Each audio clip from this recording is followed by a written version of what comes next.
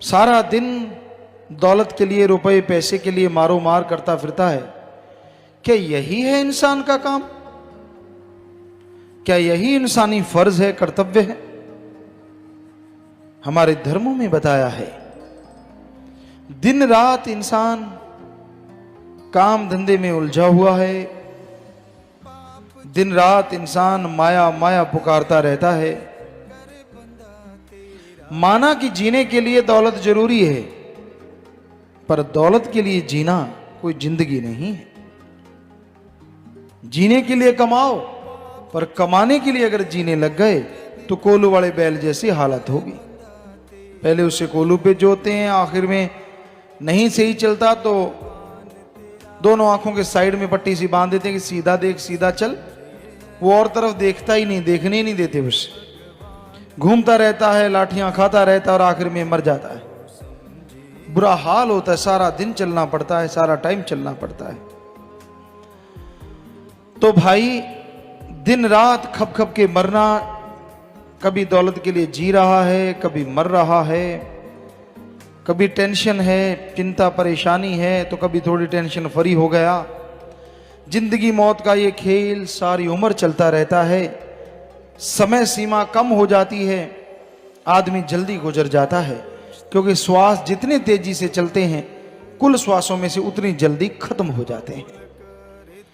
तो गम चिंता परेशानी में, डर भय में श्वास तेजी से चलती ही नेचुरली।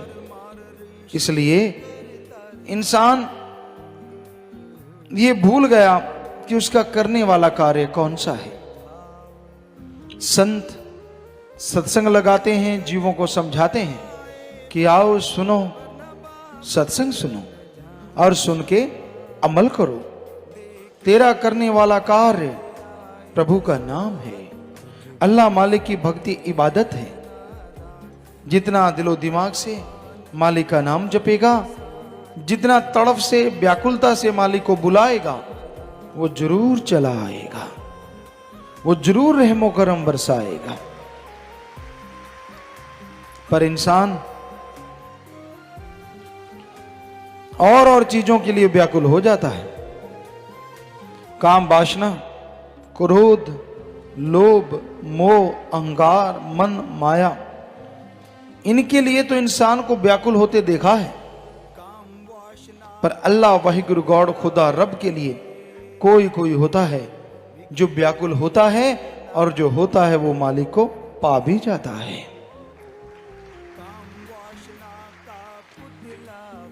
मालिक के प्यार में व्याकुलता नहीं होती, बल्कि वो उसकी मोहब्बत होती है।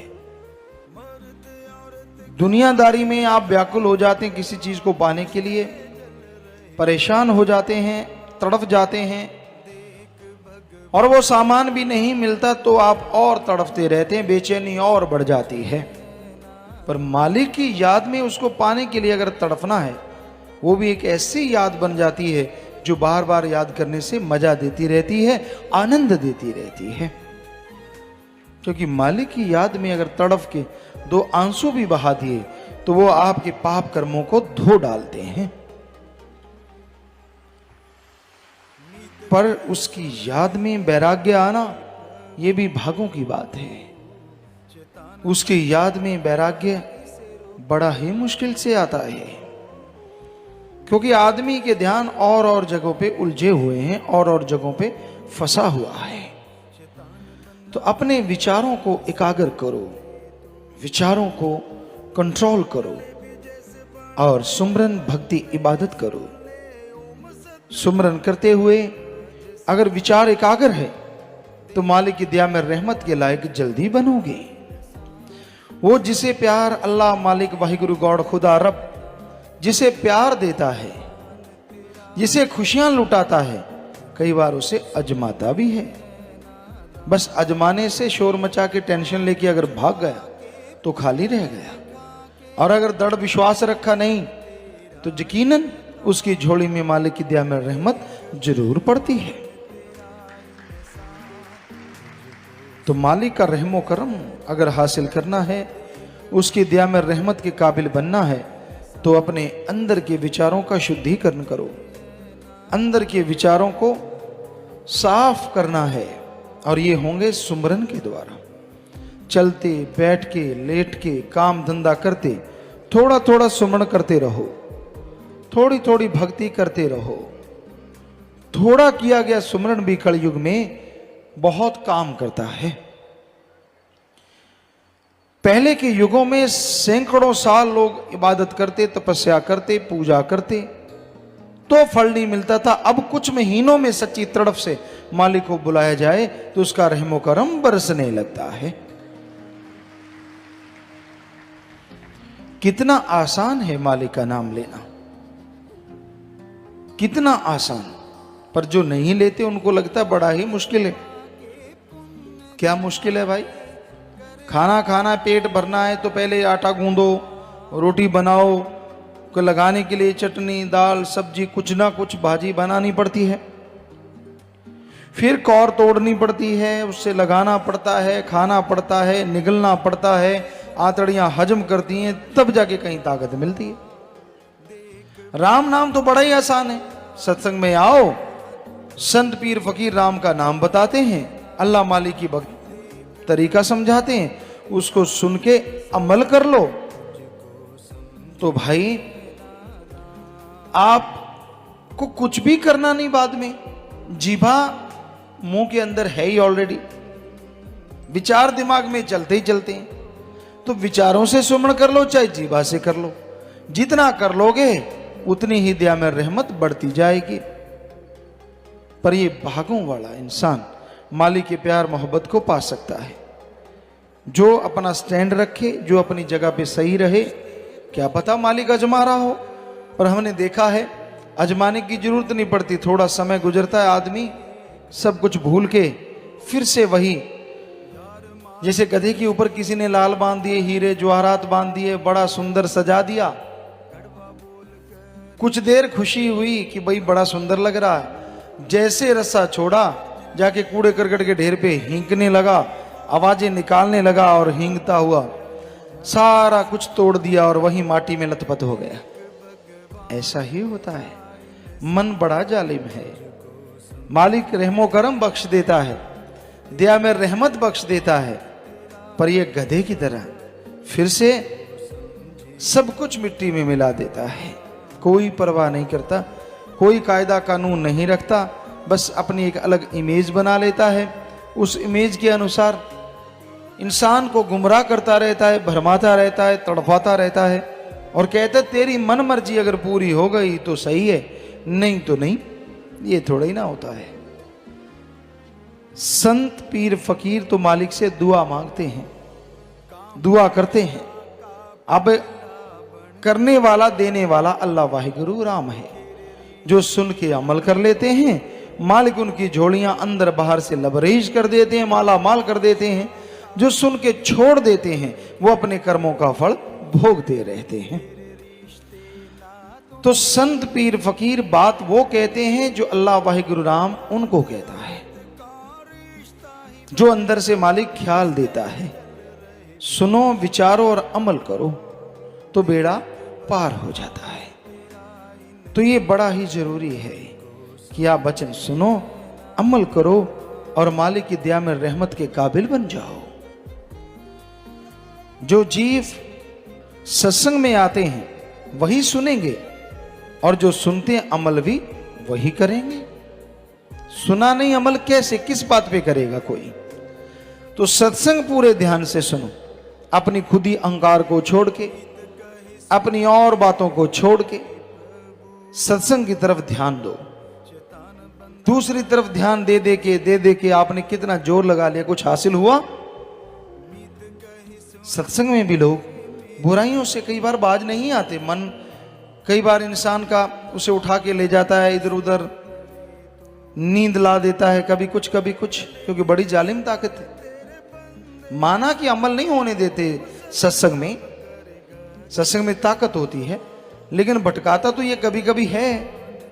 कभी आंखों से गलत दिखाने लग जाता है, उसी में उलझा देता है। पर ये अलग बात है, संतों के वचन जब हथौड़े की तरह पड़ते हैं तो रोंगटे खड़े हो जाते कि हैं अच्छा मेरे कोई कह रहे हैं, मैंने अभी देखा। तो मन का तो काम है भरमाना, इससे लड़ना कलयुग में सच्ची भक्ति है। अपने अंदर के बुरे विचारों से लड़ो, यानी बुरे विचारों को अपने पे हावी ना होने दो, अच्छे विचारों के साथ आगे बढ़ो, तो मालिक की दया में रहमत के काबिल एक दिन जरूर बनोगे।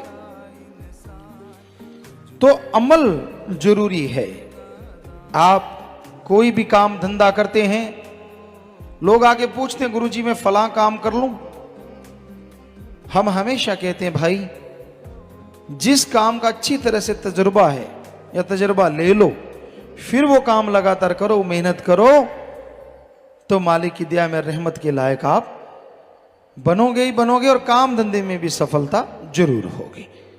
तजुर्बा लेके मेहनत से करो, साथ में सुमरन करो। कर्म आपने करने हैं, सुमरन करोगे, फल देने वाला भी आप पे रीझ जाएगा, खुश हो जाएगा।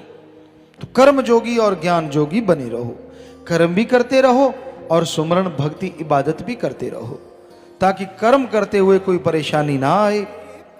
सुमरन के द्वारा जो भी कर्म करो अच्छे करो, और उसमें आपको तरक्की मिले, ताकत मिले, आगे बढ़ने का रास्ता मिले। जो जीव सुन के अमल करते हैं वो भाग्यशाली ना होते हुए भी भाग्यशाली बन जाया करते हैं। सत्संग में भाग्य बनते हैं। कहते हैं जैसा लिखा होता वैसा भोगना पड़ता है, सही है, लेकिन भगवान ने मनुष्य के लिए यह भी लिखा है कि ये खुद मुख्तियार है, मर्जी का मालिक है। अच्छे नेक कर्म करे तो ये अपनी तकदीरें खुद बदल सकता है। और हाथ पे हाथ धर के बैठा रहे, जो होगा मालिक का लिखा हो जाएगा, तो वो बात नहीं बनती जो बननी चाहिए। क्योंकि कर्म जोगी होना भी तो जरूरी है। मालिक ने ही ये गुण दिए, राम नाम जपो, क्योंकि उसके द्वारा ही आप परम पिता परमात्मा के साक्षात दर्शन कर सकते हैं, उसके रूबरू हो सकते हैं। तो आप मालिक के रहमो करम के हकदार भी बनते हैं और उसके दर्श दीदार के काबिल भी बनते हैं। किसी मंजिल तक जाने के लिए इंसान को कोई गाड़ी चाहिए होती है, उस गाड़ी पे चढ़ता है, सवार होता है, आगे बढ़ता चला जाता है, और वो गाड़ी मंजिल पे लेके जाती है अगर आप सही गाड़ी पे बैठे हैं तो संत जीवों को समझाते हैं, मंजिल तक जाने का रास्ता बताते हैं।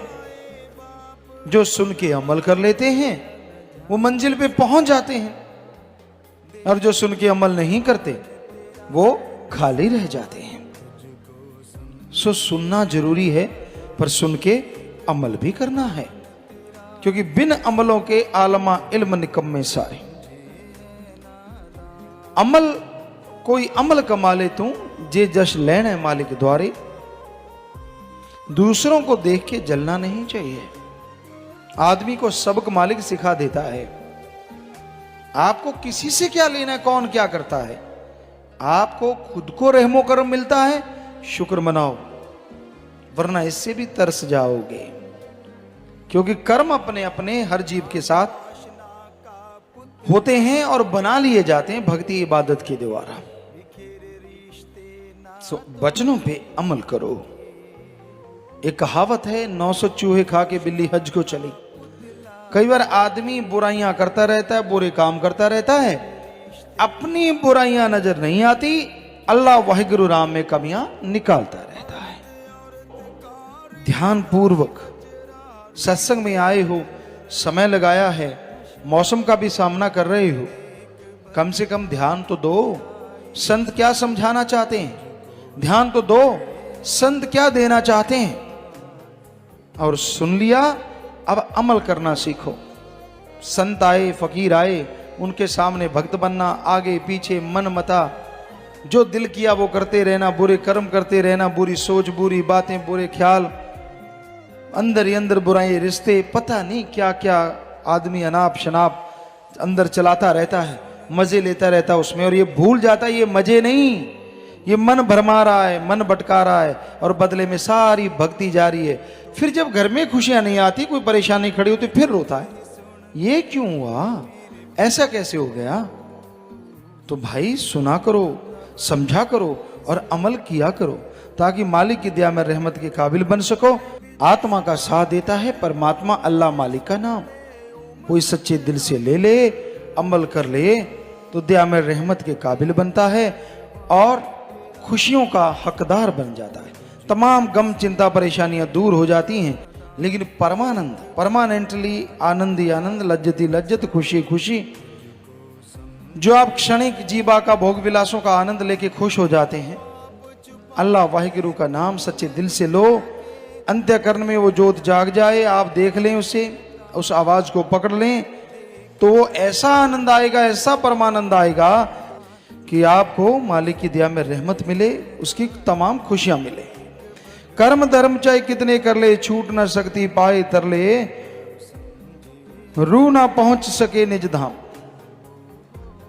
धर्म के कर्म करता है पर धर्म पे चलता नहीं। कर्म कांड करना, दिखावे करना,